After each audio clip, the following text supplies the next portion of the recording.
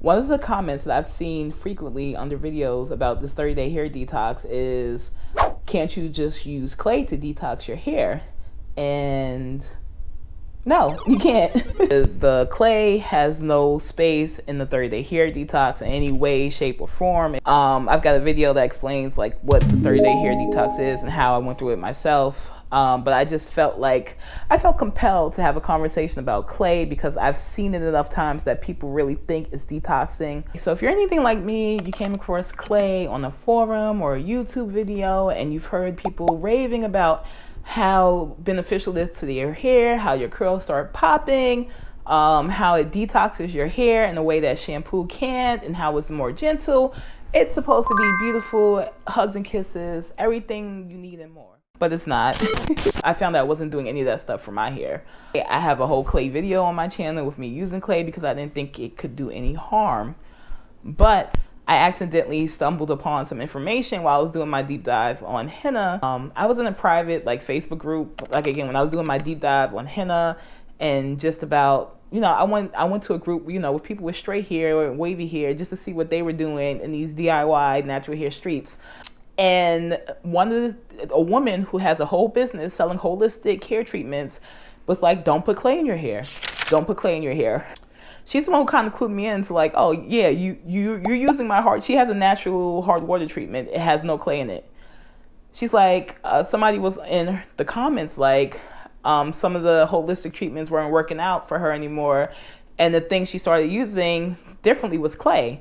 This holistic practitioner was like, I don't use clay. I don't endorse clay.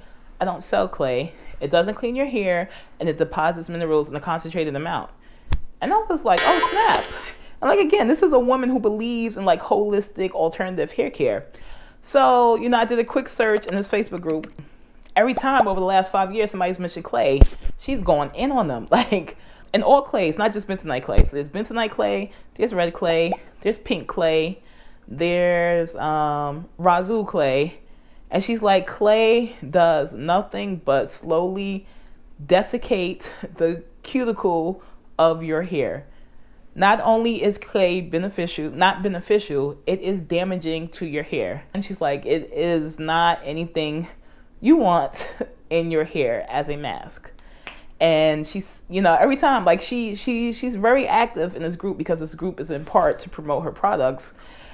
And I was like, wow. So this holistic person, like I said, it's one thing when these stylists are like, oh yeah, I'm doing all this dumb stuff on YouTube. But it's a different thing when somebody who believes in some holistic approaches was like, this is not one that I endorse. This is not one that I sell. This is one that will jack up your hair. If you're doing clay and trying to use my treatments, don't talk to me. She's like, don't use my treatment to remove hard water if you're going to keep redepositing clay on your hair. Let's talk about the history of clay in terms of the natural hair community. My first exposure to clay was through the maximum hydration method many years ago. I had read about it. I had probably tried the whole thing at some point.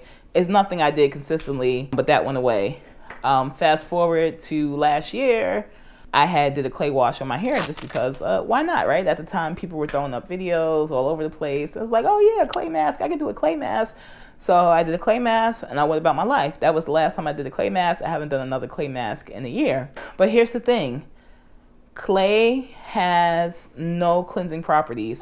Even the articles on these big name websites that talk about clay can't pinpoint a single source that says clay can do anything cleansing or detoxifying for your hair. So that was my first clue that, clay is not really doing what we think it's doing. So that, no big deal. If it's pointless, it's pointless. I don't know if you guys realize this. The founder of the max hydration method canceled it. So she pretty much, she had a website, she had videos on it, she took them down, got rid of the website, because I think she realized that this method was doing more harm than good. And a lot of people pinpoint that to the baking soda and maybe the apple cider vinegar. If it was just that, she could have just altered it and kept it up. Again, so the original founder and somebody else who was a founder of this method, videos are gone, websites are gone, because this max hydration method that includes clay doesn't work. Another thing I came across and looking more into clay detoxing or what happens long term, I'm going to link to 2 videos here on YouTube where people said their hair was, they did this maximum hydration method on a routine basis and their hair was damaged and they had to end up cutting it off. I'm sorry, one of them ended up cutting it off and the other one just said she noticed damage and breakage after doing the maximum hydration method for, routinely. Clay masks were not doing what I thought they were doing for my hair and I will not be using them anymore.